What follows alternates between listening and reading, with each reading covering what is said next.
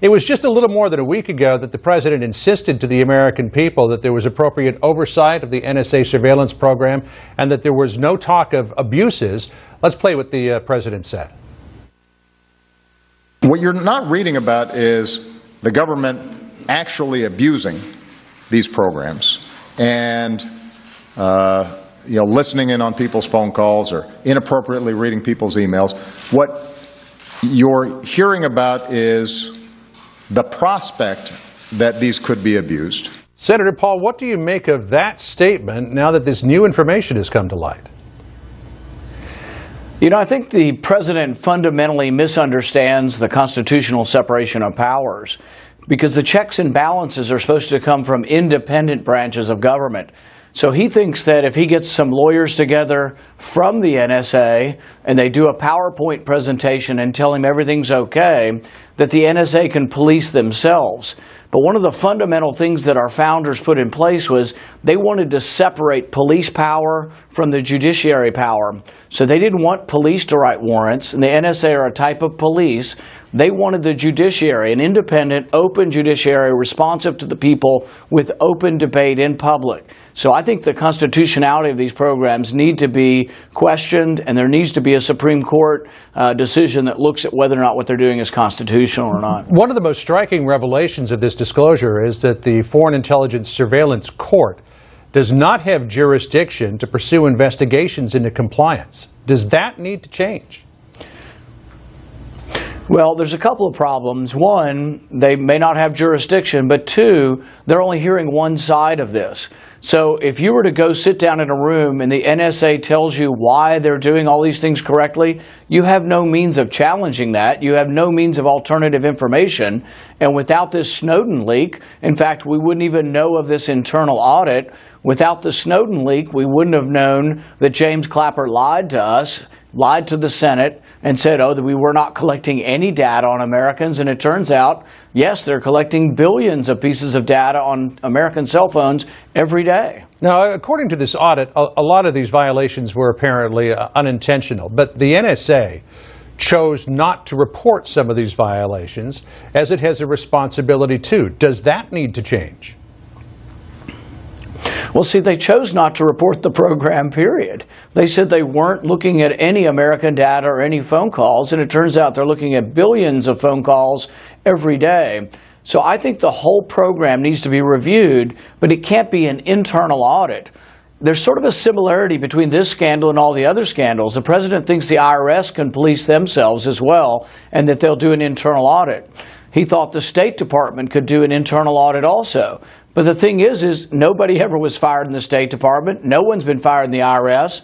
The Director of National Intelligence lied to the Senate, and I think greatly damaged the credibility of our American intelligence community, and nothing has happened. There are no repercussions other than he says, well, we had a PowerPoint presentation. We had some lawyers come together who work for the NSA. The only way to find justice is you have to hear both sides. So there really needs to be a discussion from people who are a little bit more skeptical of the NSA in an open court, I think, before the Supreme Court on this program. So when Congress comes back to Capitol Hill in a couple of weeks, do you believe there needs to be congressional hearings into all of this? Yes, and I think legislation could help. The hard part is that we only hear one side also. Mm-hmm. The NSA comes and they tell us our side and tell us their side, tell us how they've foiled all these plots. But it turns out when there is a discussion back and forth, we really discover that they did not uniquely use this American surveillance program to get anyone. I think they got most of the terrorists, or stopped most of the terrorists, if not all of the plots, by good old-fashioned police work and getting warrants and getting wiretaps on people who they were suspicious of, whom they ask a judge about. And I'm not against that. I'm all for surveillance of spies. I'm just not for this gross bulk gathering of data on all Americans. In fact, you are one of the most strident critics of the current NSA surveillance program, but with congressional hearings, with more congressional oversight into that program, with more duty to report compliance and other aspects of it, would you be comfortable enough with it to let it go ahead? You know, I think it would be better with more oversight, but there's some things that they're doing that I fundamentally think are unconstitutional.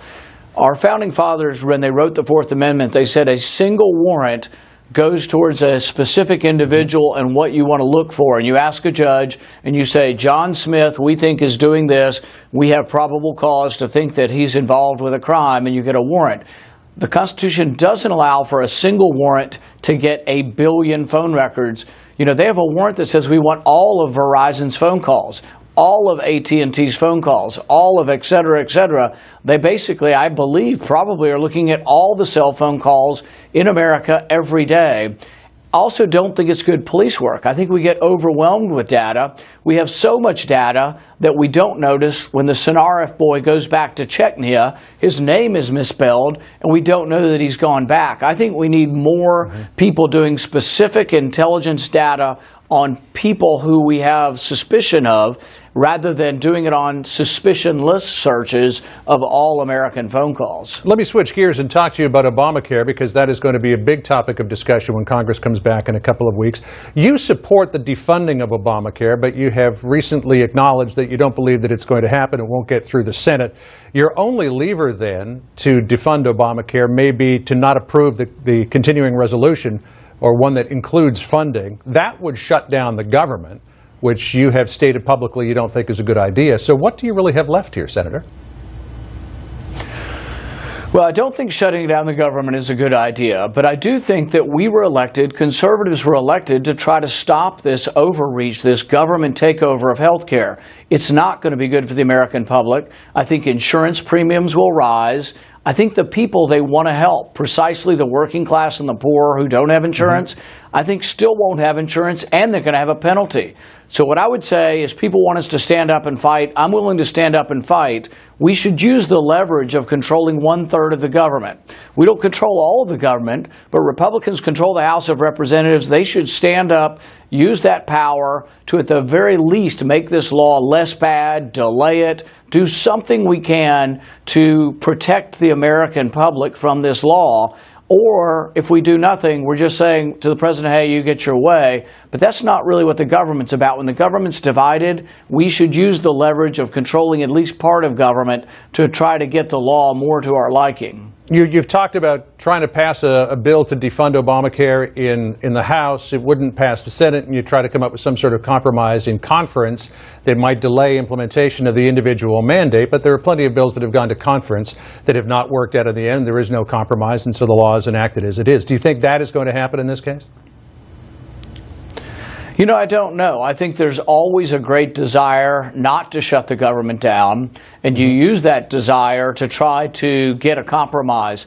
And I think ultimately you could, in conference committee, either make the law less bad, or delay the individual mandate, or delay the whole thing. Even the president is very concerned about this law, because he's delaying the employer mandate, because he's concerned maybe about what it'll happen in the elections when it is seen that insurance premiums go up and actually there are more problems than there are benefits. You have said that you would not vote for a continuing resolution in the Senate if it includes funding for Obamacare.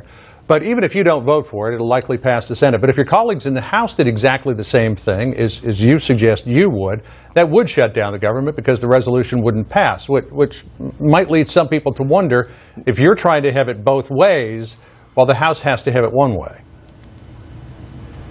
Well, I think what would happen is, if the House voted to defund Obamacare, it would come to the Senate. I think the Senate would approve Obamacare funding. It would go to conference committee, and then I think a compromise would be achieved. But it's only achieved if the House stands up, uses and asserts their belief that Obamacare is a bad law and will hurt people. And if they stand up and are strong, then I think the strength of that leverage would be used to achieve a compromise. But if we announce defeat in advance, as some had, then that destroys the effort that we're trying to do. But there are many conservatives like myself standing up and saying, look, Obamacare is going to be a disaster for the country. And as I travel around Kentucky and around the country, people come up to me and they say, stand firm, stand up, try to stop this monstrosity, because it's going to be bad for the country. Senate Majority Leader Harry Reid was recently asked at a Nevada public broadcasting system program if the ultimate goal of Obamacare was to move to a single-payer system. He responded, according to Forbes magazine, yes, yes, absolutely yes. If the Senate Majority Leader tried to move Obamacare to a single-payer system, what would your response be? Well, you know, I think it's amazing sometimes when politicians are forthright. He's admitted now that that is their goal. People have to think about it. The goal of single payer, that may well mean that everybody in the country gets Medicaid. And if you're excited about going on Medicaid, then you need to vote with Harry Reid and with the president. But I think it's a bad idea. 85% of us had health insurance. We should have tried to fix the system for the 15% who didn't, instead of destroying it for everybody in the country who actually had good health insurance. Our main concern was the price rising. The president did nothing about prices rising. He's actually made insurance more expensive because of his mandates and making the insurance cover more items. On Egypt, Senator Paul, you issued a statement the other day after the carnage of Wednesday, calling on the president to end foreign assistance to Egypt. But that relationship does a number of things. It ensures compliance with the Camp David Accords. It allows American military overflights without prior notification. It moves U.S. warships to the front of the line at the Suez Canal. If you were to remove that military assistance, could you potentially damage a relationship that the United States needs to have with a very important ally in the Middle East? Well, the law is what the law is, and the president is currently in defiance of the law. The law is very explicit. When there is a military takeover, our aid must end. Not that it might end or that he can sit around for months deciding whether he's going to end it. But there are ways to avoid that. There are ways to avoid that, which the president is pursuing now. The question is, would ending military aid to Egypt be a prudent thing to do? Yes, because the thing is I don't think we're buying any love of the Egyptian people. When they see an American tank on the street, when someone is shot down or rolled over by a tank that was purchased with American money, do you think that buys any friendship with the Egyptian people? What happens with foreign aid is basically foreign aid to Egypt is more likely to buy a lavish chateau for a dictator or a general in Paris than it is to buy bread for people in Cairo. We are not winning the hearts and minds of those in Egypt. All they do is they see our aid as something that goes to the people that are the dictators and despots that have been taking away their rights for generations. They also see it stolen. Mubarak stole it by the billions, and he had fancy homes all around the world with our money. It has to end. We don't have it, and it's counterproductive, and it shows nothing but American weakness to continue it. Those who want to continue this aid, they say, oh, we're projecting American power. They're projecting exactly the opposite. They're projecting American weakness because it shows that we are so weak that we will not even adhere to our own conditions on this aid, and it's not modulating behavior because the Egyptians just keep doing the same thing, and when they roll tanks over protesters, that's not something I think most Americans would support.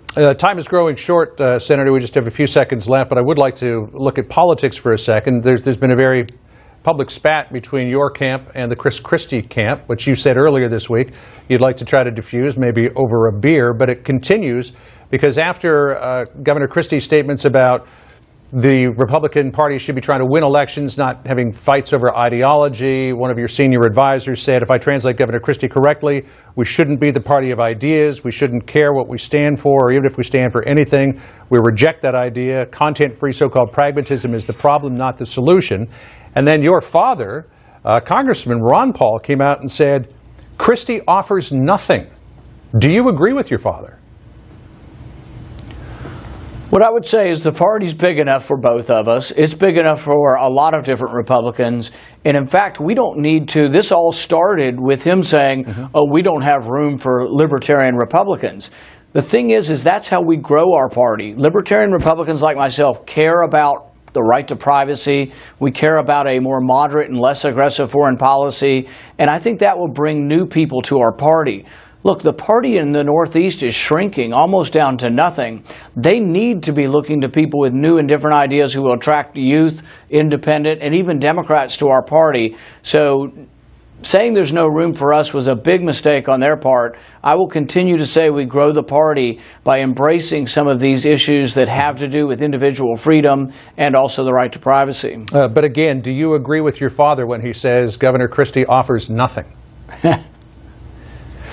What I would say is that there's room for people who believe in bigger government in our party. And I think that, some of the things that he seems to have promoted make us believe that, well, he thinks that there's a lot more spending that could go on.